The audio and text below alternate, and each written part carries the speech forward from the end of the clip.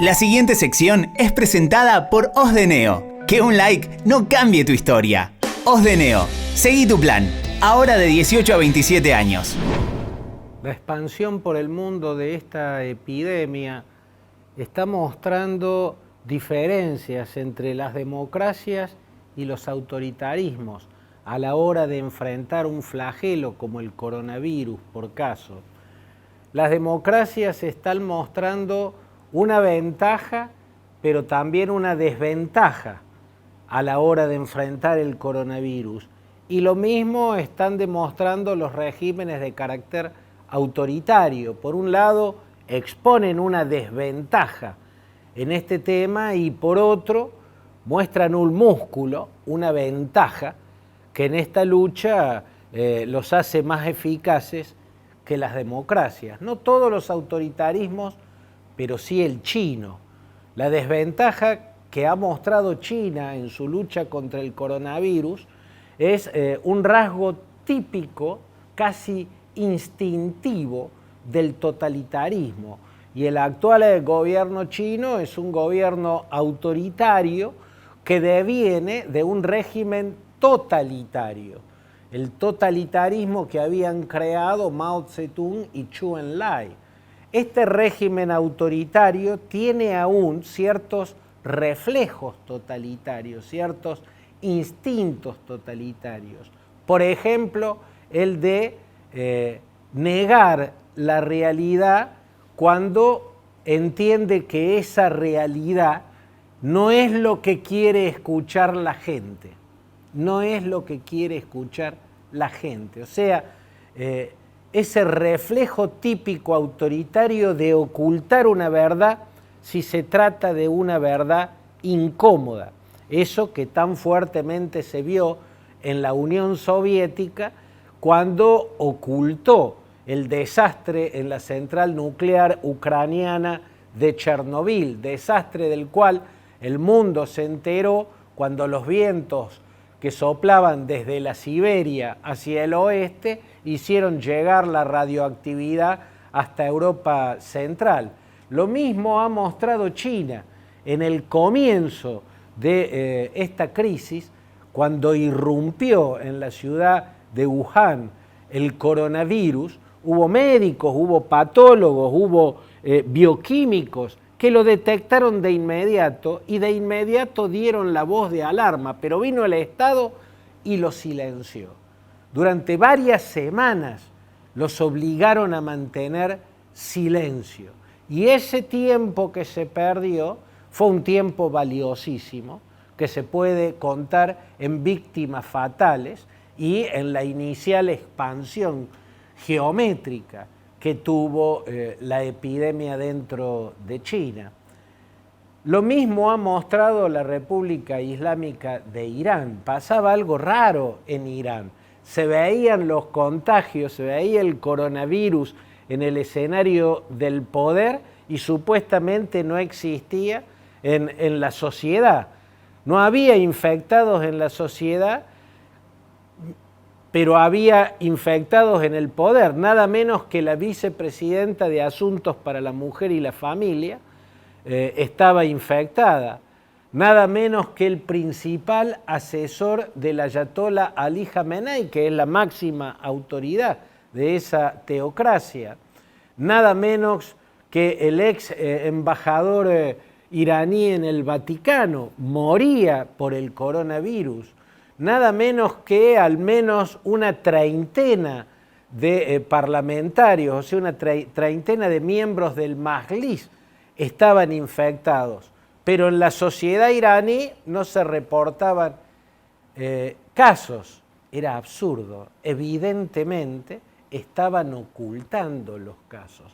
Hasta que empezaron a aparecer voces disidentes, ¿no? Incluso de médicos que, a condición de no dar su nombre, hablaban a medios extranjeros y en el extranjero se publicaban esas entrevistas donde los médicos decían, por ejemplo, que presionados por el Estado, que alegaba una cuestión de seguridad nacional, los obligaban a mentir certificados de defunción, poner que la muerte fue por un ACV cuando en realidad había sido por coronavirus. ¿no? Este tipo de cosas saltaron a la vista y mostraron, ¿no?, el talón de Aquiles que en estos casos tienen los regímenes autoritarios. La República Islámica de Irán no tiene fronteras con China. En el medio, entre Irán y China, está Afganistán y está Pakistán, o sea que hay muchos kilómetros de por medio, pero tiene una relación económica y comercial muy, pero muy intensa. Y a través de esa relación es que el virus llegó de China a la República Islámica de Irán, que lo primero que hizo fue intentar ocultarlo. En Occidente, en las democracias europeas, hemos visto lo contrario. Acá mismo, en la Argentina, que tenemos una democracia, el primer infectado que hubo lo supimos en ese mismo momento, el segundo infectado que hubo lo supimos en ese mismo momento, la primera muerte que se produjo la conocimos en el mismo momento, igual en casi todos los países democráticos de América, y así fue en Europa, en Italia, en España, en Francia. Todos los casos se fueron conociendo inmediatamente porque en los estados de derecho existe la libertad de expresión y parte de la libertad de expresión es la libertad de prensa. Y para que haya libertad de prensa, la prueba de que hay libertad de prensa es que hay medios que pueden criticar a los gobiernos.